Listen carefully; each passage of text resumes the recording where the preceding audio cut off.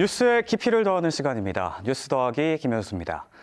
성탄절이 사흘 앞으로 다가왔습니다. 신나는 캐럴에 반짝반짝 조명 장식까지 곳곳에 선탄절 분위기가 물씬 나고 있습니다.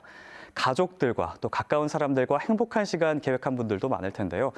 그런데 올해 성탄절은 일요일과 겹치면서 잃어버린 공휴일, 이렇게 불리기도 했죠. 이런 가운데 최근 여당인 국민의힘에서 성탄절과 석가탄신일을 대체 공휴일로 지정하자는 제안을 했고요.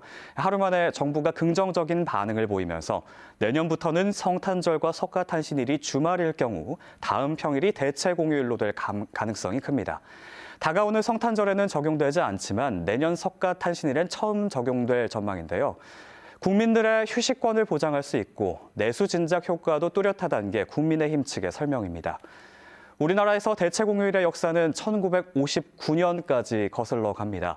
당시 공휴일 중복제로 1년간 도입됐다가 사라졌고요.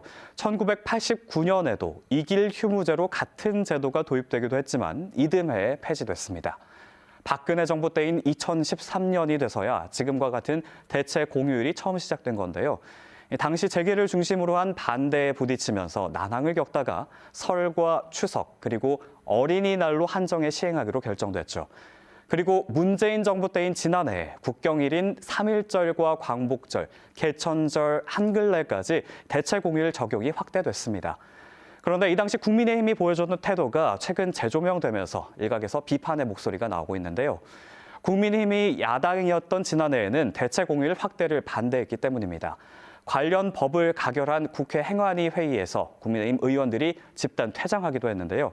집권 여당이 되자 다른 태도로 대체 휴일을 확대한다는 겁니다. 이처럼 잡음이 끊이지 않았던 대체 공휴일 제도. 이럴 바에는 차라리 요일제 공휴일을 도입하자는 주장도 꾸준히 제기되고 있는데요. 그러니까 공휴일을 몇 월 며칠로 지정하는 게 아니라 몇 월에 몇 번째 무슨 요일 이렇게 지정을 하자는 겁니다. 미국은 모두 6개의 공휴일이 이렇게 요일제로 시행이 되고 있는데 대표적으로 추수감사절은 11월의 4번째 목요일로 지정돼 있습니다. 일본과 영국, 러시아, 프랑스, 뉴질랜드에서도 요일제 공휴일을 부분적으로 시행하고 있는데요. 우리나라 역시 지난달 29일 관련 법이 발의된 상태입니다.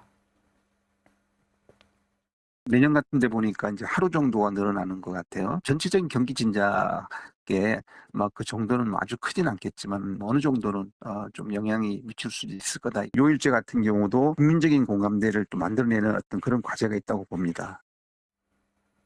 한편 5인 미만 사업장에는 이 대체 공휴일이 적용되지 않는다는 점이 현행 제도의 과제로 남아 있기도 한데요. 공휴일, 말 그대로 모두 함께 쉬는 날이라는 의미인 만큼 이 제도권의 사각지대, 쉬고 싶어도 쉬지 못하는 소외계층에 대한 심도 있는 고민도 함께 있었으면 하는 바람입니다. 지금까지 뉴스 더하기였습니다.